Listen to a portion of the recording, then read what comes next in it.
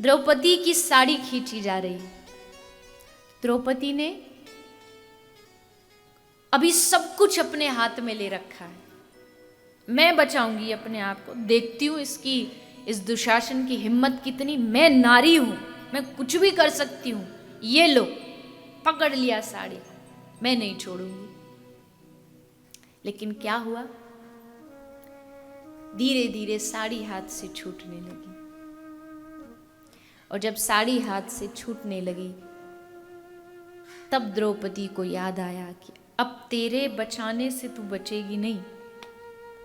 तो फिर समर्पण जागा, और समर्पण जब जागा तो महाभारत में लिखा है जैसे समर्पण भाव जागा, अब तक जो द्रौपदी साड़ी को पकड़ के खड़ी थी, अब उसने साड़ी को छोड़ दिया और दोनों हाथ उठा के कृष्ण को पुकारा, गोविंद द्वारिकावासिन कृष्ण गोपी जनप्रिय कौरवई परिभूता नाम किम ना जानासि केशवम।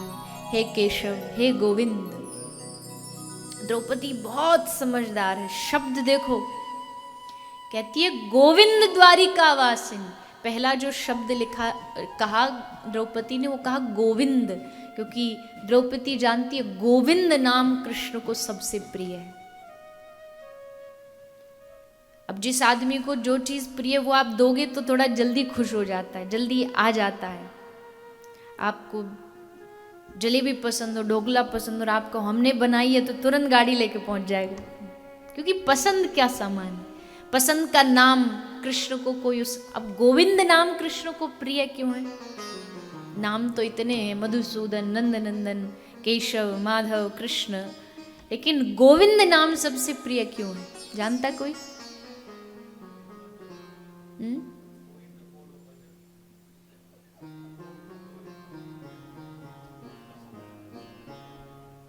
क्यों पसंद है गोविंद नाम? गोविंद नाम कृष्ण को इसलिए पसंद है क्योंकि ये जो नाम है, ये मालूम है किसने रखा है ये नाम कृष्ण का? ये नाम रखा गौ माता ने। गोविंद नाम जो दिया गया है कृष्ण को, एक गौ माता के द्वारा दिया गया है। जब इंद्र ने प्रकोप किया, बारिश हुई, 7 दिन तक गिरिराज उठाया, 7 दिन के बाद इंद्र आया कामधेनु गैया को लेके, सुरभि गाय को लेकर के, तब कामधेनु गौ माता ने कृष्ण की जिस नाम से स्तुति की वो गोविंद नाम है। इसलिए श्री कृष्ण को ये नाम बड़ा, गा वदती इति गोविंद, तो श्री ठाकुर जी को गोविंद नाम से पुकारा द्रौपदी ने। गोविंद द्वारिकावासिन कृष्ण गोपी जनप्रिय। भरी सभा में जब तक समर्पण नहीं था तब तक द्रौपदी साड़ी पकड़ के खड़ी थी, पर जैसे समर्पण आया तो साड़ी हाथ से छोड़ दी और दोनों हाथ उठा लिए, दोनों हाथ उठा के पुकारा, हे द्वारिकावासिन गोविंद। कौरवों की सभा में मैं द्रौपदी डूबती जा रही हूं, तू मुझे बचा ले।